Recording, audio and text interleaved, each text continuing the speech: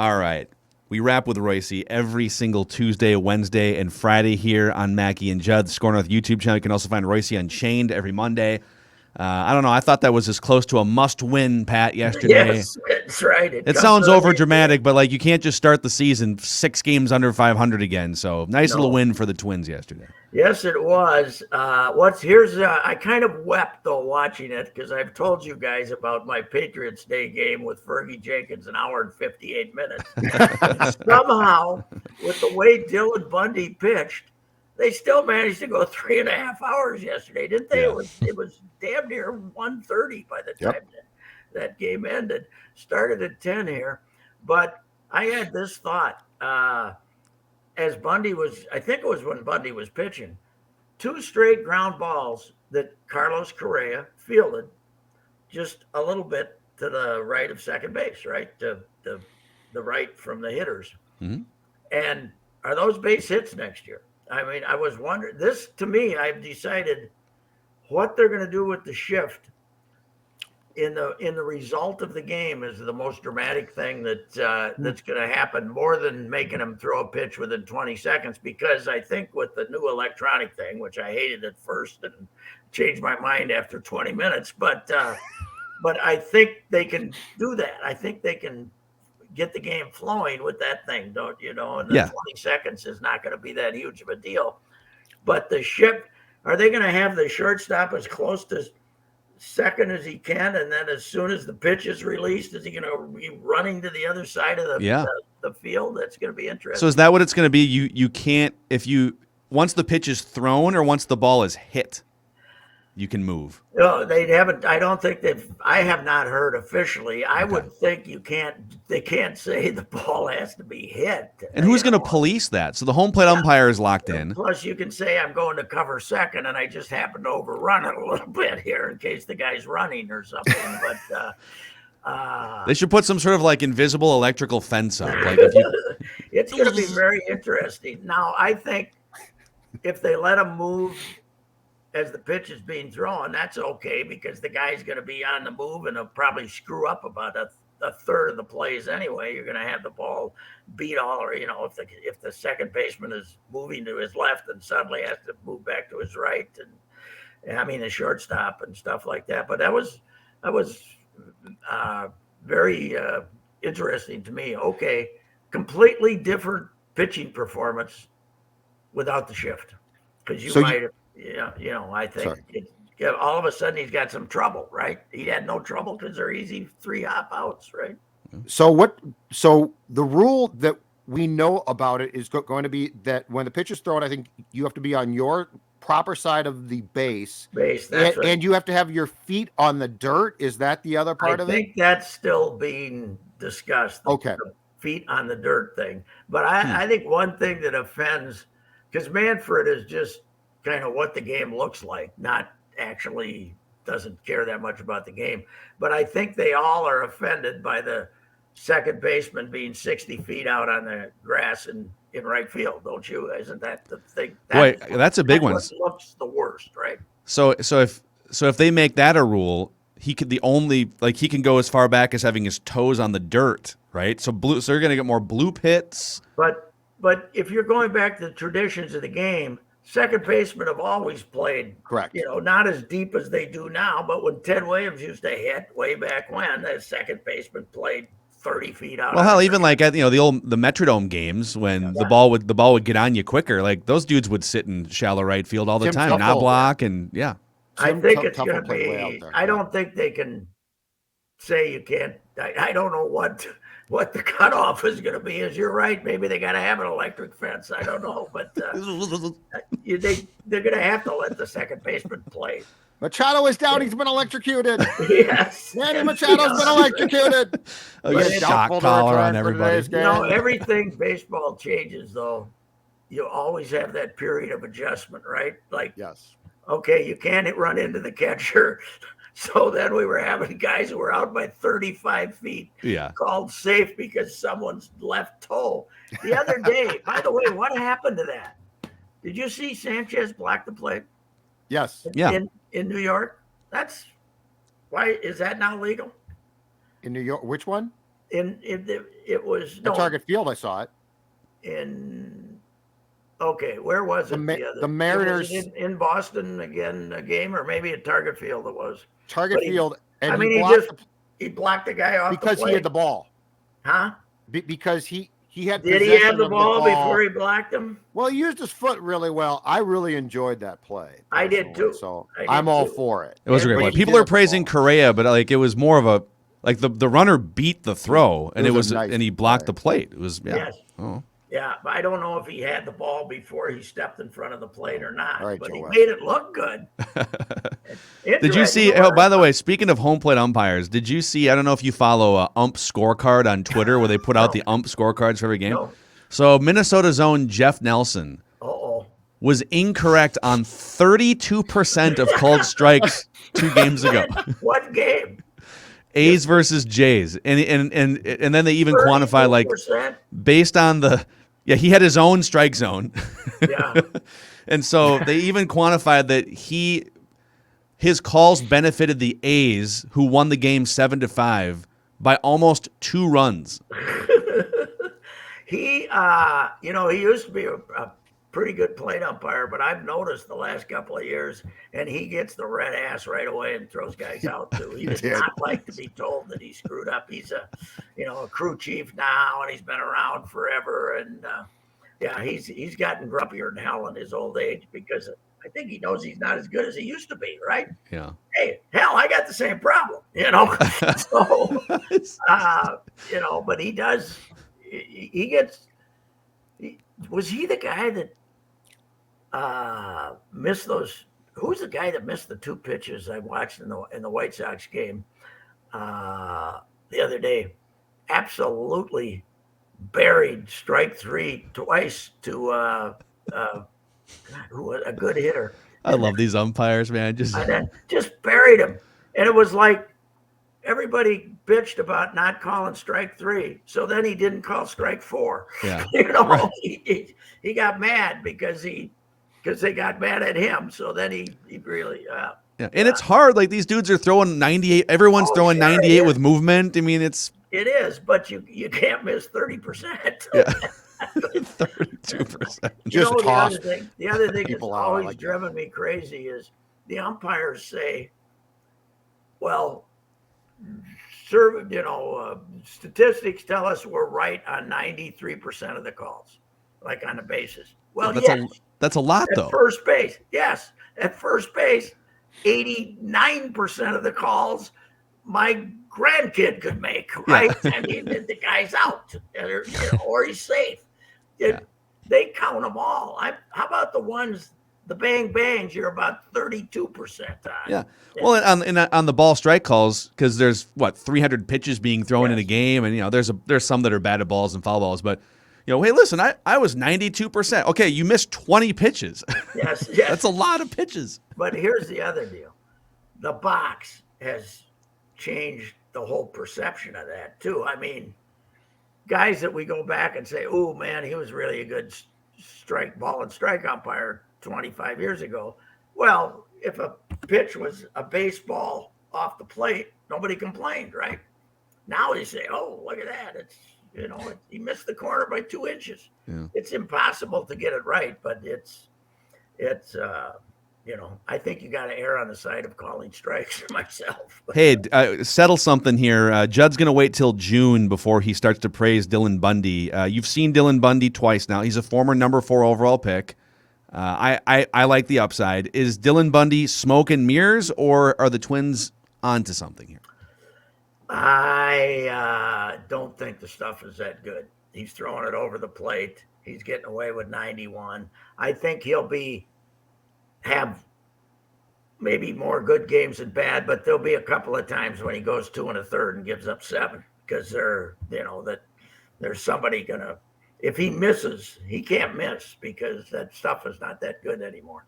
But his control to this point has been excellent. And he only throws 91 now, right? Mm-hmm. When he was a kid, he threw 100. So, when he got drafted out of Texas, 3rd or 4th overall? 4th overall, yeah. Yeah, something like that. But, hey, They got more out of him than they did Homer Bailey for $7 million. I'll tell you that. That's true. Yeah, because he didn't collapse on the mound right away. Homer pitched once. This is as close as they've been right. This is as close as they come to being right on one of these guys. The only one they were ever right on was Annabelle, and then they let him go when they signed Lance Lynn. So, but yeah, I don't know. Chris Archer, I'm interested in him today too, because he's trying to come back from the dreaded TOS, and that usually doesn't work. And you know what? The hitters are so screwed up right now too. It's hard to tell who's pitching well and who's not. Kershaw, I watched him for a while last night. He was no-hitting them again for 4 or 5 innings, and then he kind of wavered and didn't throw it. But he's throwing complete slop up there and getting them out, and something that you don't know how that's going to play out over the season. But anyhow, what they needed beyond a win? They needed to score some damn runs, get some hits. They're still, what was the stat? They were only 1 for 10 with runners in scoring position, and for the season, there's hitting like 100 with runners in scoring position. Buxton's feeling good though, boys. Buxton's feeling good. Any day now, the Buck's gonna be back. I'm reading this stuff, right? Yeah. What debate is there to have when he comes in and says, "I feel great"? What is the debate? There's no structural damage. No structural damage. I feel great. Good. You're in center field tonight. So what was the debate? So he reacted like he tore his ACL when he pounded the dirt. What happened? I don't know, but when Rocco says, yeah, he's had a really good day, he says he feels great, so in a day or two we can discuss getting him back in the lineup. How about in a minute or two you can discuss getting him back in the lineup? What do you want? What beyond? There's a clean MRI, and him saying I feel great. What else is there? I don't know. What else is there to get him in the lineup? And it only perpetuates, well, I was going to say the narrative, the reality that he's a soft guy that can't handle the normal wear and tear of a season. Like, if there's nothing, how many guys, you've covered baseball for half a century, how many guys, if there's no structural damage, okay, that's one thing if you get a torn ACL. Yeah. Guys are banged up. Guys feel things. You're out there for 8 months, spring training included, right? Like, play. That's my whole thing. You know, Judd and I were talking about this yesterday. The standard is, you feel good enough to play? Yes. Okay. You're out there. And what do you think you are? 85%? Okay, that's good enough. Get out there. You know, you can't play a game that you play 6 or 7 games a week and not be sore if something's going to happen. You're going to get a ball in the dirt's going to jump up and hit you in the thigh or some damn thing. You're going to have bruises. Play. This is really terrible for his image that he's not in there pounding on the door saying, put me in the lineup. Yeah, well, all of it is. So he just, was his knee sore before the slide into second base? Like, his knee's been kind of sore. Yeah, well, so what? Right. Take the MRI, it's clean. So what if it's sore? You know what? I can relate to this. Man in America. I'm kind of a hypochondriac. I think Buxton might be the same way, where oh man, I feel a little something, and you wind up on WebMD, and you think you have pancreatic cancer every time. Like, horrible idea. Yes, yeah, and my wife accuses me of that too. When she gets a cold, then I say I got a cold, and we all get accused of that. And, she accused, but that's a default thing. I don't see myself that way, but. Yeah, there's something wrong with him. There really is. Because last year, as I keep bringing up, he took 2 weeks longer to come back each time than anybody thought he was going to, at least. And Rocco and Buck are the perfect storm of dysfunction. Because honest to God, Rocco doesn't. It's, we'll have a conversation in a couple days. You're right, Pat. That's the most ridiculous. Are you serious? Hey, I got a question here, fellas. What is Rocco going to do? Because he had to let Griffin Jacks finish that game yesterday what is he going to do when he's only got 8 relief pitchers? Because he's in a panic already with 10 of them. I don't know what is he going to do. They're going to have a new guy here from St. Paul they're going to have after every Saints game, if they're on the road, they're going to have a plane waiting to fly somebody back and keep doing the shuffle. He's not going to be able to handle it. This idea that some relief pitcher might have to pitch 4 or 5 times a week. While we're venting about the Twins here, too, what are we? We're 2 weeks into the season. Miguel Sano still has 2 hits. He has 2 hits in 10 games. Yeah. So. I thought he hit one yesterday, and he hit it straight up in the air. Yep. Didn't even get out in Fenway. So, meanwhile, our basketball team has a chance to make us very proud tonight to take a 2-0 lead. I would be surprised if they do. But I was telling Phil, Judd, the same thing you do, Phil. Ja is not a shooter. Ja is a great get in the middle of the defense, little jump shooter, little runner, great guy to draw fouls because he hits the floor every time he takes a shot when he's in the lane. And half the time they call fouls. But he's not a 3-point shooter. He's not an outside shooter at all. So that's interesting. Staying in front of him, they don't really have that killer guard to stay in front of him defensively. But he's, if they can defense him as well as they did in the opener, they'll be fine. Yeah, and then the other question is, like, to what extent is Anthony Edwards just reaching some new level here, right? Are we seeing in the Clippers game, in this game, is he just like walking up to this new level as a player, and all of a sudden you got to look at the Wolves differently, or is he going to go 3 for 15 tonight?